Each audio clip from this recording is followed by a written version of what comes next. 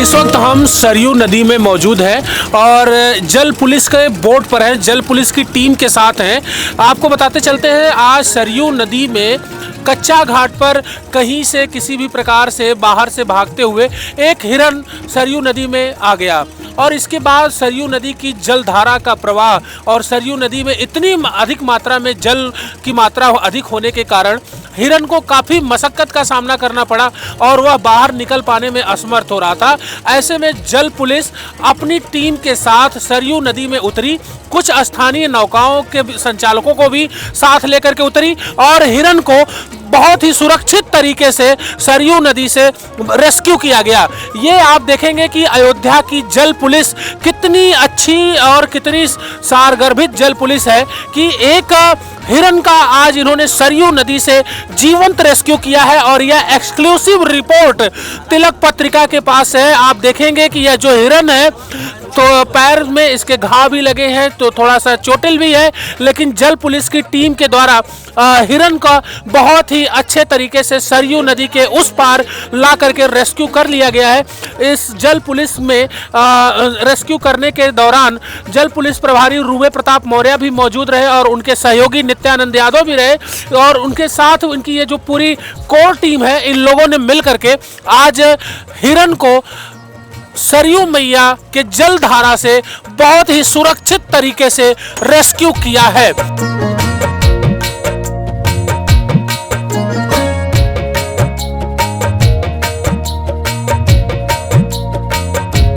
सरयू की बीच धारा में जो बालू होता है वहां पर हम लोग हैं। जल पुलिस की टीम सफलतापूर्वक रेस्क्यू कर ली है हिरन का। जल पुलिस प्रभारी रूबे प्रताप मौर्य जुड़ रहे हैं और एसडीआरएफ की भी टीम इनके साथ थी।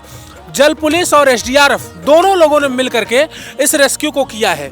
पहले हम रूबे प्रताप मौर्य जी से जुड़ते हैं, जानते हैं कैसे इन्होंने सफलता हासिल की। जी, ये हमें सूचना मिली कि एक हिरन जो है पानी में का नाम तैर रहा है, तो उसको देखे थे। फिर एसडीआरएफ के जवान भी रहे साथ में और उनके साथ में ले करके हमारी टीम बहुत मेहनत करके और सकुशल बाहर निकाला गया।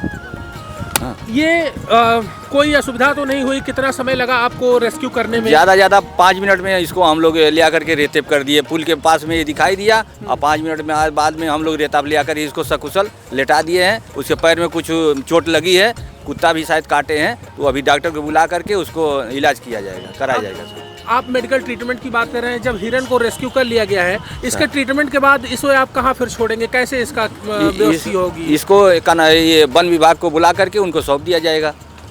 रूबे प्रताप जी जुड़े थे, अपनी बातों को रखे। लाइए हम एसडीआरएफ प्रभारी से भी बात करते हैं और जानते हैं कि कैसे उन्होंने इस मशक्कत के बाद हिरन को सकुशल सरयू नदी से सुरक्षित बाहर निकाला और बचाया। जी भाई साहब। जी, इसको हम लोगों ने देखा कि पुल के पास बीच नदी में उसमें उछाल मार रहा था। तब तक हम लोग ड्यूटी पर थे, वहाँ से निकले, तब तक जल पुलिस भी आ गई थी। हम लोगों ने मिलकर इसको रेस्क्यू किया। जल पुलिस के ही नित्यानंद यादव जी हैं, इन्होंने भी बोट बहुत अच्छी चलाई है और कम समय में हिरन के पास अपनी बोट को लेकर के ये पहुँचे हैं। नित्यानंद जी से जानते हैं कैसे सफलता इन्होंने ली। जी, हम लोग समय रहते और गोताखोरों के माध्यम से या एसडीआरएफ सब लोग मिलके जैसे तैसे मतलब इसको बचा लिया गया है। डॉक्टर को बुला करके इलाज करवाया जाए। अयोध्या के कुछ स्थानीय गोताखोर भी हमारे साथ हैं जो एसडीआरएफ और जल पुलिस के साथ लगे रहे। उनमें से एक हमारे सहयोगी साथ जुड़ रहे हैं। इनकी भी बात को हम समझते हैं क्योंकि सटीक निशाना इन्होंने ही लगाया और हिरन के गले में फंदा इन्होंने ही डाला और बाहर खींचा। तो कैसे इनका निशानेबाजी का काम ये करते हैं? देखिए, ये काम तो हम बचपने से कर रहे हैं।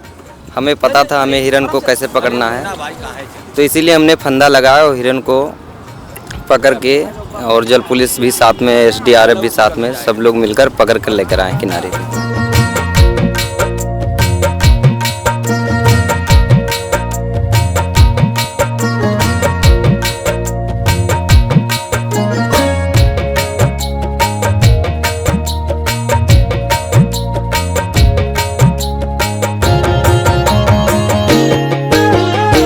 मैं देवेश पांडे, अयोध्या।